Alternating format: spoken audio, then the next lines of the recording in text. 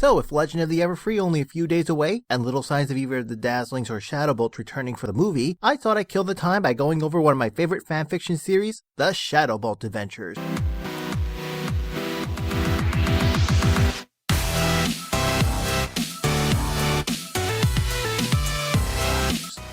Created sometime after the Friendship Games, this series looks at the life of the 5 Shadowbolts and sci-twi as they go about their lives in the post-game world. Simple enough, but what makes it so good and sourly underrated are the stories that are told. Instead of just one long story, it's actually told in several one-shots that can be their own thing, but also tie in with one another. It's kind of like an entire TV series itself, but would need to be more of a teen tag if it ever actually went to television. With stories ranging from lighthearted and funny to rather dark and serious, as it follows these girls in their day-to-day lives, as they deal with simple things like hanging out and friendship, to some rather deep and emotional stuff on dating and even the issues a lot of teenagers nearing the end of high school deal with. It also doesn't hurt that each of the story has its own cover art done by Bootsy Slickmane, which really captures some of the moods of the stories beautifully. Some more than for their own good, but we'll get to that when we get there. So sit back, plug in your favorite Equestria Girls soundtrack, and grab your ham sandwiches. This is the Shadowbolt Adventures. Starting off with the very first installment in this series, Lemon Zest one day runs into Vinyl Scratch and they have a dance-off. No one wins or loses, so they ask each other out on a date afterwards.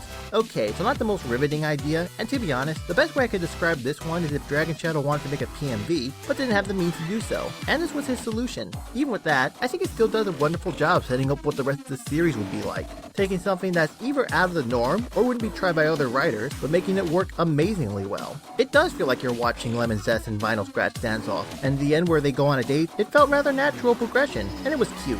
And while Dragon Shadow might not have realized it, this would only be a kickstart of a brand new fanfiction craze. The next story, the true technical first episode, Shadow and Nightmare Night, takes place on Halloween night, where Sugarcoat tells a tale of how every Halloween she becomes a vampire. The other girls think it's a joke. Or is it? Yeah, it is. Sorry for the spoilers, but that's not what makes this a good story anyways. What is how we see half the girls try to survive the night, while at the same time, fully integrating sci-twi into their circle of friends for the first time. It's almost as if the My Little Pony pilot was a lot more of a slice-of-life comedy rather than adventure. And it only gets better from here. The next story, Standing Up, when Twilight starts to feel like she's being watched and possibly stalked by an elderly man on the bus, she goes to her new Shadowbolt friends for advice on what she could do if anything happens, which results in all the girls trying to teach Twilight self-defense. So if Shadow and Nightmare Night was much like My Little Pony Friendship is Magic, Standing Up would be Shadowbolt Adventures Ticketmaster. A lot of it comes down to how this is the first time we get some more idea about each of the Shadowbolts' personality, and how they try to teach Twilight self-defense. Indigo Zap suggesting Twilight learn how to box, Sunny Flare teaching Taekwondo, Sour Sweet by looking intimidating, though the best comes from Sugarcoat, which I really can't talk about more without spoilers. And while the story is mostly a comedy, and while deserving a said title, it does kind of hit a lot of emotional notes as both Twilight actually deals with her worries about being stalked, and how the Shadowbolts try to help her. It's funny, sweet, and has the perfect ending. We then skip ahead a few good stories to A New Sunset.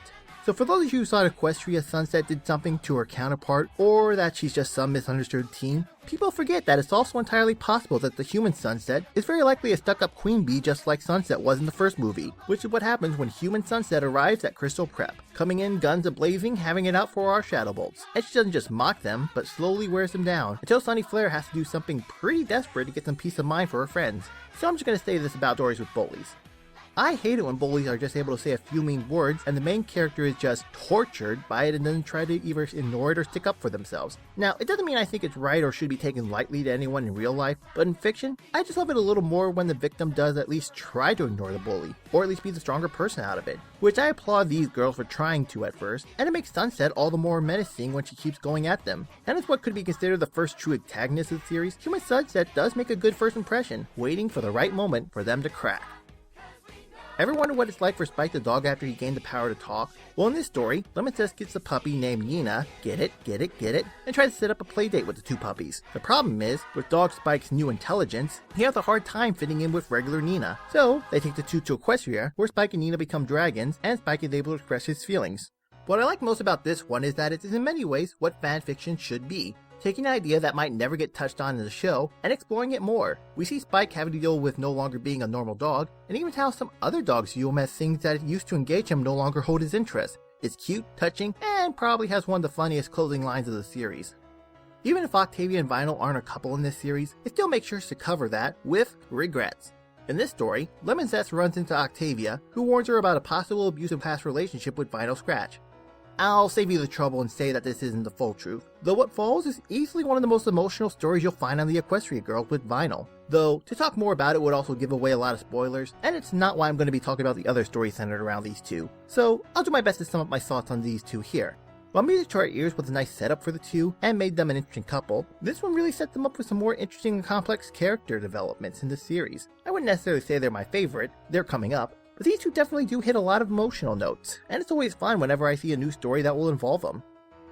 Our next story, Independence Day, sort of is a story that was built up a while ago with Indigo trying to fix up a car, and finally just having completed it. So, the girls decide to spend their spring break in Las Pegasus, now canon, and what follows is something of a breakfast club and the Amber Islands of the Shadowbolt Adventures. Though most of the conflict centers around Sour Sweet and Lemon Zest, mostly the former, as she deals with some issues of sexual identity and the fear of her mood swings making her all alone one day. Not to say the rest of the cast doesn't get a moment to shine or do some soul searching as well. One of my favorite moments is when the girls are accidentally given a bottle of wine by their room service, where Twilight tries to talk them out of drinking it, and instead of making her look like the responsible killjoy and then just have her drink by the end, they do talk her into letting them drink, as long as they respect her choice and not joining in with them.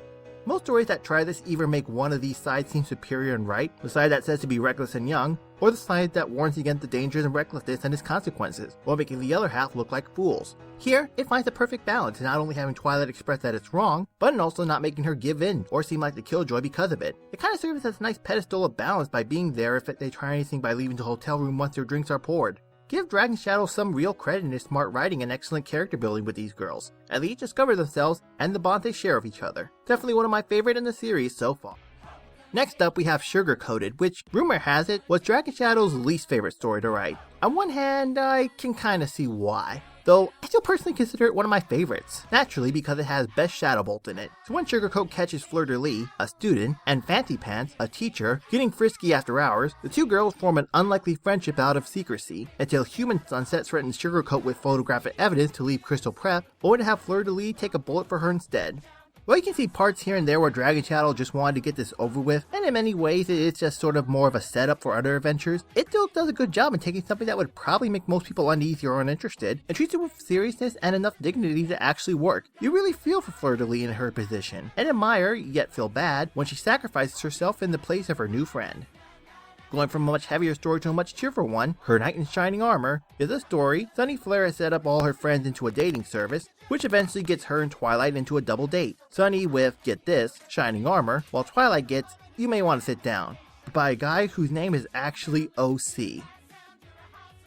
No, I'm not gonna say get it, cause no, it's legitimately funny. Though what surprised me the most was when it turned out OC was, well, a dick. And after an incident with some Velcro I won't dare spoil here, I actually found myself rather invested with this new romantic relationship the story was able to set up with Sunny Flare's Shining Armor. And even though there's a part of me knowing I shouldn't be liking this since Shining Armor has a show canon spouse, and I get the sneaky feeling that they're not going to work out in the end here, a part of me really wants to see them try. I think a lot of which comes down to what I mentioned in my last video about what makes a good ship in general, which sure helps in the fact that Sunny Flare was probably the least fleshed out in the movie, so there's less limitations on what can be done with her, most of which is setting up a personality to click well with Shining Armor, and she talks about once having a younger sibling as well, making for an ending that you could say is a bit bitter, but at the same time, wanting to see far more of these two in this series than Shining Armor and Cadence in the main one. Our next story, get back here! Before your mind starts thinking of one or two things based on this cover, just hear me out when I say, it's not some mindless clop. After the events are Sugar-Coated, Sugarcoat feels the need for some mindless fun. So, she gets the Shadowbolts to try out a game called Get Reeked. A sort of typical, stereotypical guilty man's action pleasure shoot-em-up games, complete with your avatar starting off in their underwear. A story that could probably just have easily been some mindless, lust-inducing filler after a rather heavy story, and in many ways it kind of is, but at the same time, it's actually able to take, once again, a concept that probably wouldn't work or be treated seriously in most cases, and treats it with some dignity. There's something I really admire about Dragon Shadow. Heck, in a separate story later on down the line, he was actually able to take a concept of Apple Bloom complaining that her boobs are too big, and it's actually one of my favorite non-Shadowbolt stories of his. The same can be said here with Sugarcoat playing an RPG game where her avatar is half naked for stress relief, showing that sometimes a little fantasy, in proper proportion, no matter how dumb, can be rather helpful. And then we go from one cheerful story right to another darker one, possibly the darkest in the series, A Step Too Far. When Human Sunset possibly swaps out Sour Sweet's meds, it quickly spirals out of control when Sour Sweet snaps, going so far as wanting to kill Human Sunset Shimmer, only to end up nearly killing Equestria Sunset. I mean, this really kind of raised the bar for the series. Before, it was just kind of slice-of-life fluff, even if it still had an established story to it, and it now seems to have some big direction that it's going to go. I'm not sure where exactly it is going to go, but I'm definitely dying to see where it leads. In the next story, Ask Sugarcoat, leave it to Dragon Shadow to make a 700 Q&A with a very character-driven story. After the events of A Step Too Far, Sugarcoat, again, looks for some form of stress relief, and she finds that she has, what else, 700 followers, so she asks them questions, including, mine. Oh wait, I'm single now! Well, a stallion can dream.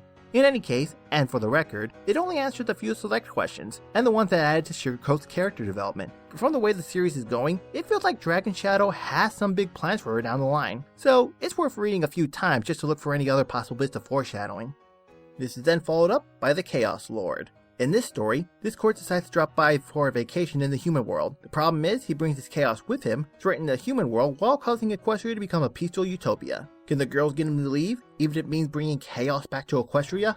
So I'm just gonna say it, even though this should be one of my favorites, and definitely has a lot going for it, including some of the funniest unexpected scenes from Fluttershy, Pinkie Pie, and debatably, if only because of some immense competition, with Sugarcoat, and despite a really good opening, it kind of fell flat for me. Though if you consider this your favorite, power to ya. I guess the best way I could describe this one is, you know that middle book in a trilogy that's usually the least favorite for fans because it's more interested in setting stuff up? Well, that's this story, which for better or worse, it does do a good job with, and a possible new antagonist and foreshadowing for adventures where the girls visit Equestria, and I guess it does still have its own story. I guess I just thought the ending would have been more interesting than what was given. So, while not my personal favorite, you'll still get a kick out of it, trust me.